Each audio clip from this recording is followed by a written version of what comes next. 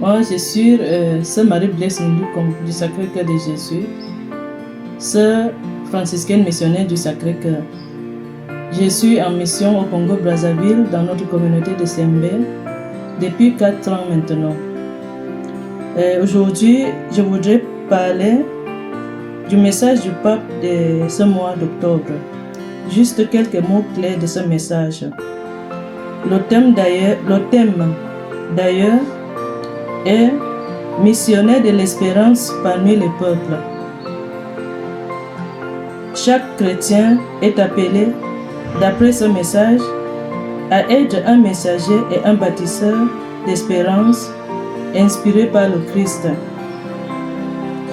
L'accent de ce message est mis sur l'amour du Christ, la proximité, la compassion et la tendresse envers les plus démunis, les plus vulnérables, les plus pauvres, les malades et les exclus.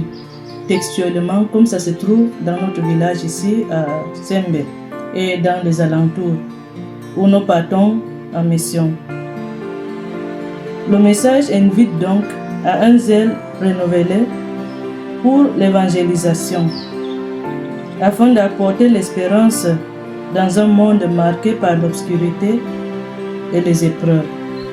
Je suis sœur Méribeth du Sacré-Cœur de Jésus et travaille à l'hôpital avec la sœur Rita Pierre. Au niveau de l'hôpital, nous commençons chaque jour avec la prière et nous insistons auprès de notre personnel soignant de travailler avec amour pour le Christ, en transmettant cet amour avec tendresse et compassion. Et cela, ça se fait dans tous les services de l'hôpital. Tout ce que nous faisons pour donner l'espoir aux malades et à ceux qui sont désespérés dans tous les secteurs de notre activité.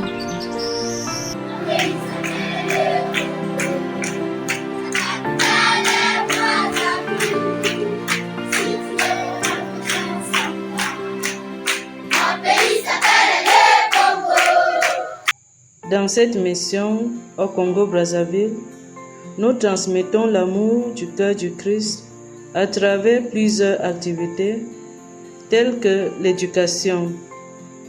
Nous avons 3 écoles où nous donnons à tous les enfants de toutes les couches sociales de recevoir une éducation intégrale et de qualité.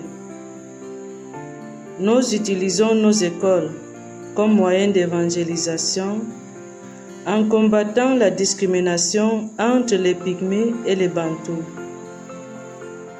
Dans nos écoles, tous les enfants étudient ensemble, contrairement aux écoles de l'État où les enfants pygmées ne sont pas accueillis et respectés. Nous donnons tout le matériel scolaire aux enfants pygmées qui sont les plus pauvres et quelquefois nous donnons à manger et les habits aussi. Pour ce qui est de l'hôpital, nous continuons la même mission en accueillant tous sans exception, combattant la discrimination, en donnant à tous les malades de recevoir les soins de qualité et de se sentir aimés par Dieu. Nous faisons aussi la pastorale de proximité où nous partons à la rencontre de ceux qui sont dans les villages. Nous nous rendons au village pour visiter les malades et les plus pauvres, pour leur offrir les médicaments et des paquets de nourriture.